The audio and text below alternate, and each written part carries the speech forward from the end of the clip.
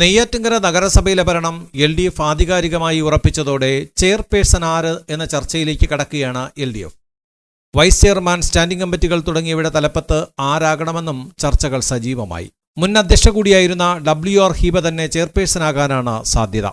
നഗരസഭയുടെ അധ്യക്ഷസ്ഥാനം ഇക്കുറി വനിതയ്ക്കായതിനാൽ 2015-20 കാലയളവിൽ ചെയർപേഴ്സണായിരുന്ന WR ഹീബ തന്നെയായിരിക്കും ഇക്കുറിയും അധ്യക്ഷയെന്നത് ഏതാണ്ട് ഉറപ്പായി. തവരവിള വാർഡിൽ നിന്നും 106 വോട്ടിന്റെ ഭൂരിപക്ഷത്തിലാണ് ഹീബ വീണ്ടും നഗരസഭയുടെ പടികടന്നെത്തുന്നത്. തുടർച്ചയായി 5ാം തവണ കൗൺസിലറായി തുടരുന്ന KK ഷിബു ആയിരിക്കും വൈസ് ചെയർമാൻ. കവളാകുളം വാർഡിൽ നിന്ന് 297 വോട്ടിന്റെ ഭൂരിപക്ഷത്തിലാണ് ഷിബുവിന്റെ വിജയം. നിലവിൽ 46 വാർഡുകളുള്ള നെയ്യാറ്റിൻകര നഗരസഭയിൽ CPM 21 സീറ്റുകളിലാണ് വിജയക്കൊടി പാറിച്ചത്. CPI 3 സീറ്റുകളിലും കേരള കോൺഗ്രസ് M 1 സീറ്റിലും വിജയിച്ചു. LDFനാകെ 25 സീറ്റുകളാണുള്ളത്. കേവല ഭൂരിപക്ഷം കഴിഞ്ഞിട്ടും 2 സീറ്റുകൾ അധികം. നമ്മൾ നെയ്യാറ്റിൻകര നഗരസഭയിൽ നമ്മൾ അവതരിപ്പിച്ച സ്ഥാനാർത്ഥികൾ നിങ്ങൾ നോക്കുമ്പോൾ എല്ലാ മേഖലകളിലും പരിണതപ്രജ്ഞരായ ധാരാളം വനിതാ സഖാക്കളെ നമ്മൾ അവതരിപ്പിച്ചിട്ടുണ്ട്. ഇന്ന ആളിനെ ചെയർപേഴ്സണാക്കാമെന്ന് തെരഞ്ഞെടുപ്പിന് മുമ്പ് നമ്മൾ ആരോടും പറഞ്ഞിട്ടില്ല. അതൊക്കെ പാർട്ടി എന്നുള്ള നിലയിൽ വ്യക്തമായ തീരുമാനമെടുക്കും. ഒരു UDFന് മേൽക്കൈ കിട്ടുന്ന ഒരു തരംഗം എന്ന് വേണമെങ്കിൽ പറയാമെന്നുള്ള ഈ തെരഞ്ഞെടുപ്പിൽ നെയ്യാറ്റിൻകര നഗരസഭയിൽ നിലവിലുണ്ടായിരുന്ന സീറ്റിൻ്റെ ഇരട്ടിയോളം വർദ്ധിപ്പിക്കാൻ കഴിഞ്ഞത് വരാൻ പോകുന്ന നിയമസഭാ തെരഞ്ഞെടുപ്പിൽ നമുക്ക് ഊർജം ഉണ്ടാകുമെന്നുള്ള കാര്യത്തിൽ സംശയമില്ല. കഴിഞ്ഞ തവണ 17 സീറ്റുകളിൽ വിജയിച്ച കോൺഗ്രസിന് 5 സീറ്റുകൾ നഷ്ടമായി. 9 സീറ്റുകളിൽ മാത്രമാണ് വിജയം. മുട്ടക്കാടിൽ വീട്ടമ്മയുടെ ആത്മഹത്യയെ തുടർന്ന് ആരോപണ വിധേയനായ ജോസ് ഫ്രാങ്ക്ലിന്റെ ഭാര്യ N ശൈലജ അതേ വാർഡിൽ നിന്ന് വലിയ ഭൂരിപക്ഷത്തിൽ ജയിച്ചത് ജോസ് ഫ്രാങ്ക്ലിൻ പക്ഷത്തിന് ആശ്വാസമായി. തൊഴുക്കലിൽ UDF വിമതന്റെ അപ്രതീക്ഷിത വിജയവും കോൺഗ്രസിനെ ഞെട്ടിച്ചു. ഈ തെരഞ്ഞെടുപ്പിൽ നെയ്യാറ്റിൻകര നഗരസഭയിൽ പിന്നോട്ട് പോയിട്ടില്ലെന്നാണ് നമ്മുടെ വോട്ട് വീതം പരിശോധിച്ചാൽ മനസ്സിലാക്കാവുന്നത്. BJPയുടെ വോട്ട് വീതം കഴിഞ്ഞ തദ്ദേശ സ്വയംഭരണ തെരഞ്ഞെടുപ്പിനേക്കാളും വളരെ പിന്നിലോട്ട് പോയിട്ടുണ്ട്. കാരണം അവർക്ക് 7 സീറ്റുകൾ ലഭിച്ചെങ്കിലും തുച്ഛമായ വോട്ടുകൾക്കാണ് അവർ പല സ്ഥലങ്ങളിലും വിജയിച്ചത്. 2ാം സ്ഥാനത്ത് കോൺഗ്രസ് ആണ് വന്നിട്ടുള്ളത്. എന്നാൽ ഇടതുപക്ഷം 3ാമതും പോയി.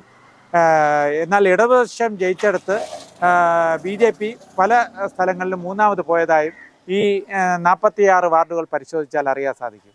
ഈ 46 വാർഡുകൾ പരിശോധന നടത്തുമ്പോൾ BJP 3ാം സ്ഥാനത്ത് പോയയിടത്തെല്ലാം ഇടതുപക്ഷം ജയിച്ചിട്ടുണ്ട്. അതിനർത്ഥം BJP CPM അന്തർധാര നഗരസഭയിൽ എല്ലാ വാർഡുകളിലും പ്രതിഫലിച്ചിട്ടുണ്ട്. നഗരസഭ പിടിക്കാനായി വൻ പ്രചാരണ പരിപാടികൾ നടത്തിയ BJP 7 സീറ്റുകളിൽ ഒതുങ്ങി.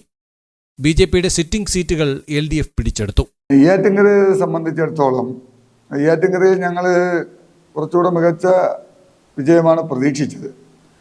പക്ഷെ അവിടെ കാണാൻ സാധിച്ചത് ഈ മുനിസിപ്പാലിറ്റി ഭരിച്ച ഇടതുപക്ഷ ജനാധിപത്യ മുന്നണി മാർക്സിസ്റ്റ് പാർട്ടി വ്യാപകമായി വോട്ടർമാരെ സ്വാധീനിക്കുന്ന രീതിയിൽ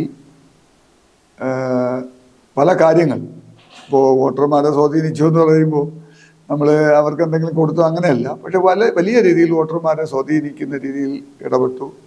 അപ്പോൾ അതിൽ നമുക്ക് ചില നഷ്ടങ്ങൾ, ചില 1-2 വാർഡുകളിലാണ് നമുക്ക് നഷ്ടം സംഭവിച്ചത്.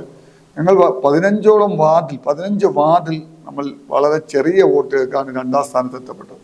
അപ്പോൾ ഭരണത്തിലിരിക്കുന്ന ഒരു പാർട്ടിയോട് നമുക്ക് ഇത്രയും അടുത്തെത്താൻ 7 സീറ്റിൽ ജയിക്കാൻ സാധിച്ചു. 15 സീറ്റിൽ നമ്മൾ പ്രതീക്ഷിച്ച 15 സീറ്റിൽ ചെറിയ വോട്ടുകളുടെ വ്യത്യാസത്തിൽ നമ്മൾ 2ാം സ്ഥാനത്തെത്തി.